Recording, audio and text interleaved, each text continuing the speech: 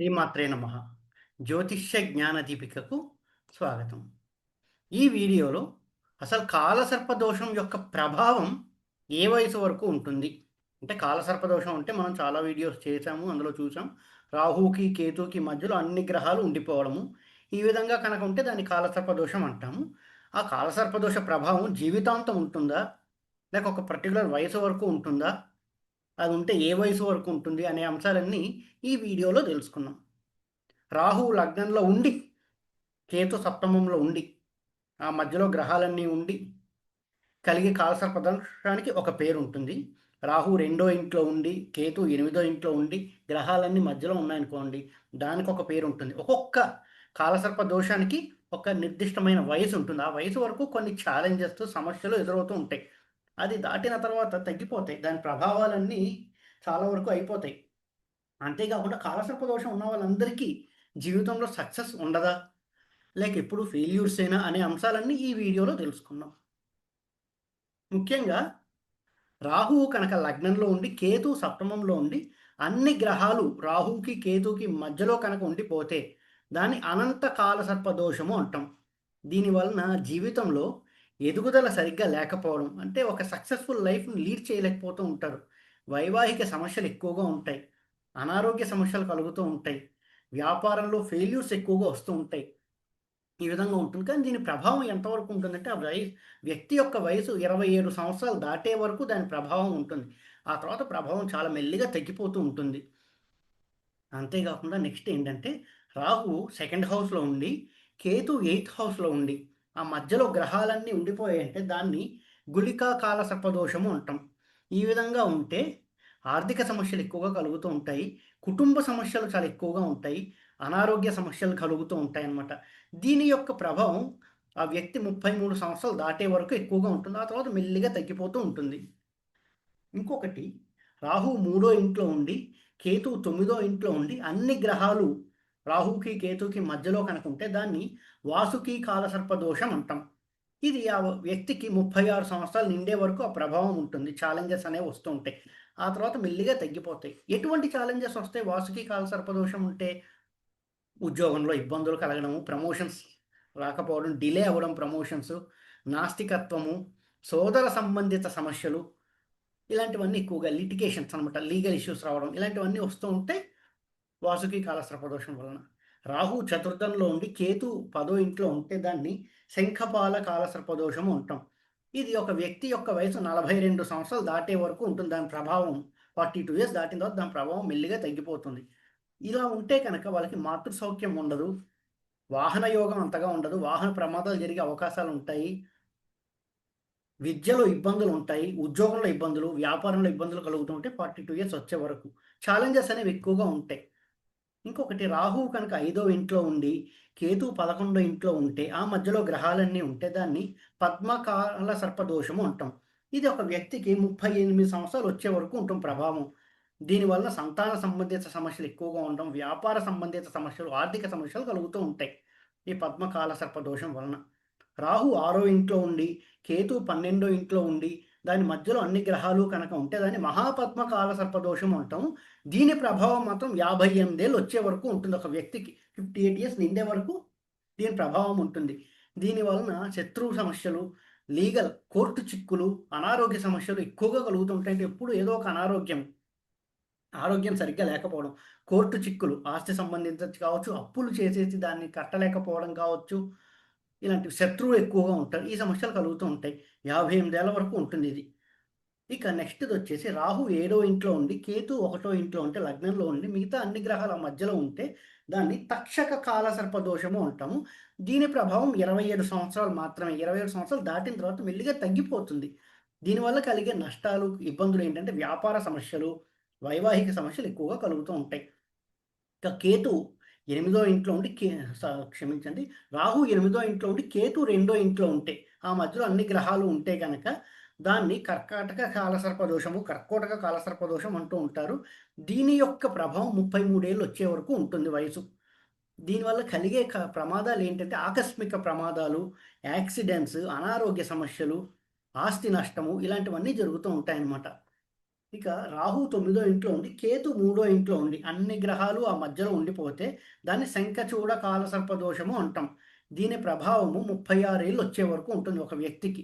దీని వలన భక్తి విశ్వాసాలు లేకపోవడం, దేవుడిపై సరిగ్గా భక్తి విశ్వాసాలు ఉండవు, ఉద్యోగంలో ఎదుగుదల సరిగ్గా ఉండదు, ఆస్తి రావాల్సిన ఆస్తి చేతికి అందదు, పితృదోషం ఉండే సమస్యలు ఎక్కువగా కలుగుతుంటాయి, దురదృష్టం ఎప్పుడు వెన్నాడుతూ ఉంటుంది వీళ్ళకి 10th వరకు 36 ఏళ్ళు నిండే వరకు. ఆ తర్వాత రాహువు 10వ ఇంట్లో ఉండి కేతు 4వ ఇంట్లో ఉంటే మధ్యలో అన్ని గ్రహాలు కనుక ఉంటే దాన్ని పాతక కాలసర్ప దోషము అంటాం.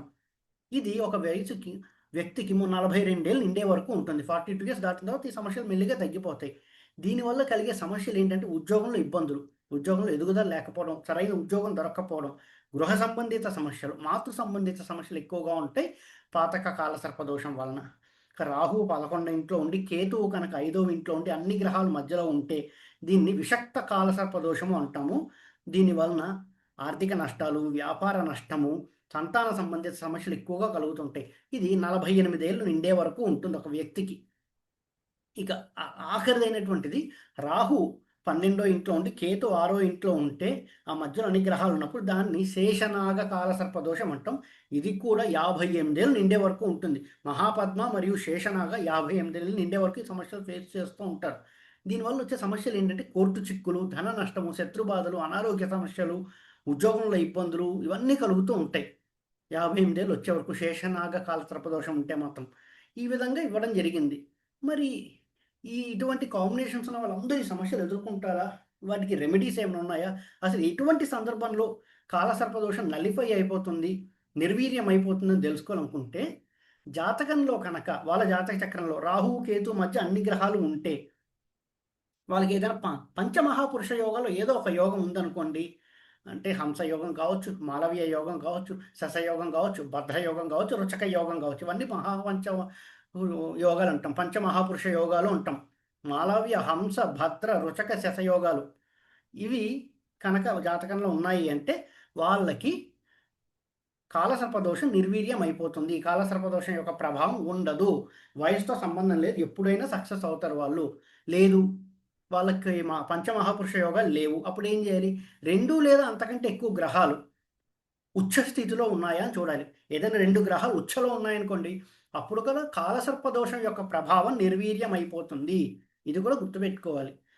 రాహుకి కేతు మధ్య గ్రహాలు ఉన్నాయి, కాలసర్పదోషం ఉంది, ఇంకా నేను జీవితంలో సాధించలేనా అని అనుకోక్కర్లేదు. యోగాలు ఏమున్నాయి చూడాలి. పంచమహాపురుష యోగాలు ఉన్నాయా? వెరీ గుడ్, సక్సెస్ అయిపోతాం.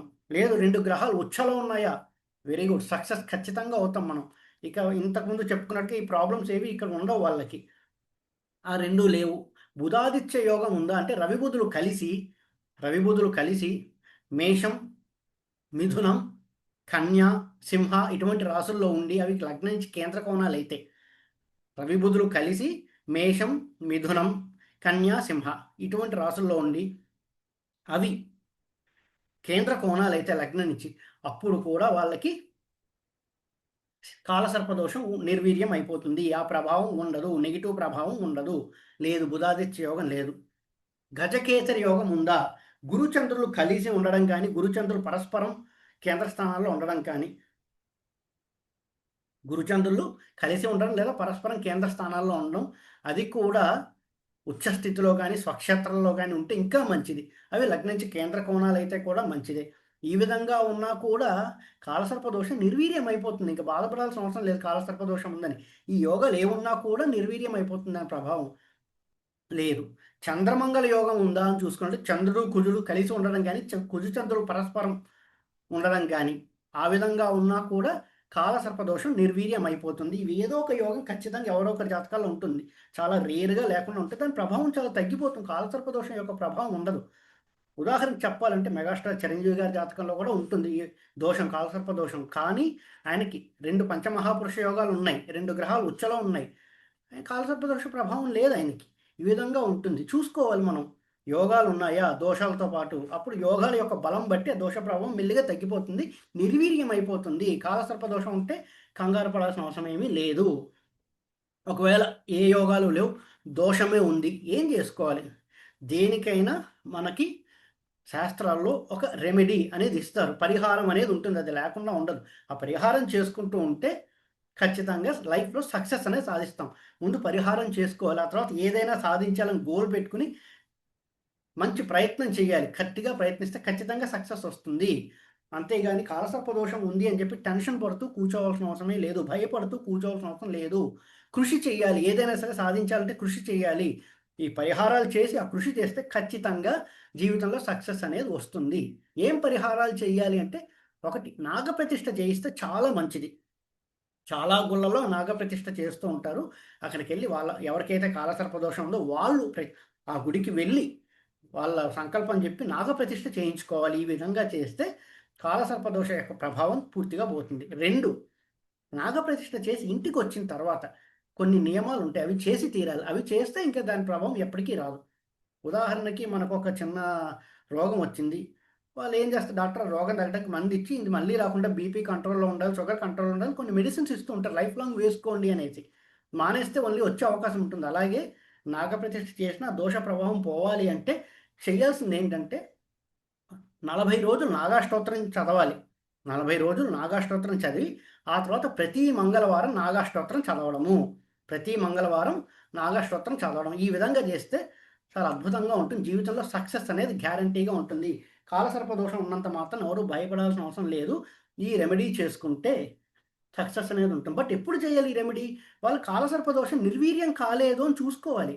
ముందు ఉచ్చలో గ్రహాలున్నాయా? పంచమహాపురుష యోగాలున్నాయా? లేక బుధాదిత్య యోగం ఉందా? గజకేసరి యోగం ఉందా? చంద్రమంగళ యోగం ఉందా? అనేది చూసుకోవాలి. ఈ యోగాలు ఏవైనా ఉన్నాయంటే కాలసర్ప దోషం ఆటోమేటిక్‌గా ఎరేజ్ అయిపోతుంది. ఉండదింక. అసలేవీ లేవు కాలసర్ప దోషం మాత్రమే ఉందని మీకు అనిపిస్తే అప్పుడు మాత్రమే నాగప్రతిష్ఠ చేసుకొని 40 రోజులు నాగాష్టోత్తరం చదివి, ఆ తర్వాత ప్రతి మంగళవారం నాగాష్టోత్తరం చదవండి. లేదు, ప్రతి మంగళవారం సుబ్రహ్మణ్యేశ్వర స్వామికి పూజ చేయండి. ఖచ్చితంగా జీవితంలో సక్సెస్ అనేది వస్తుంది.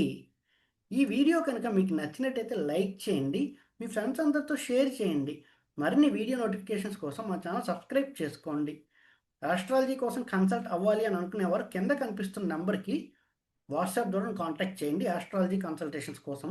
ఎవరైతే ఆస్ట్రాలజీ నేర్చుకోవాలి అని అనుకుంటున్నారో వాళ్ళు కూడా కింద కనిపిస్తున్న నెంబర్‌కి నన్ను కాంటాక్ట్ చేస్తే ఫిబ్రవరిలో బ్యాచ్ స్టార్ట్ అవుతుందండి. ఆస్ట్రాలజీ నేర్పించడం జరుగుతుంది. ఓం నమో నారాయణ.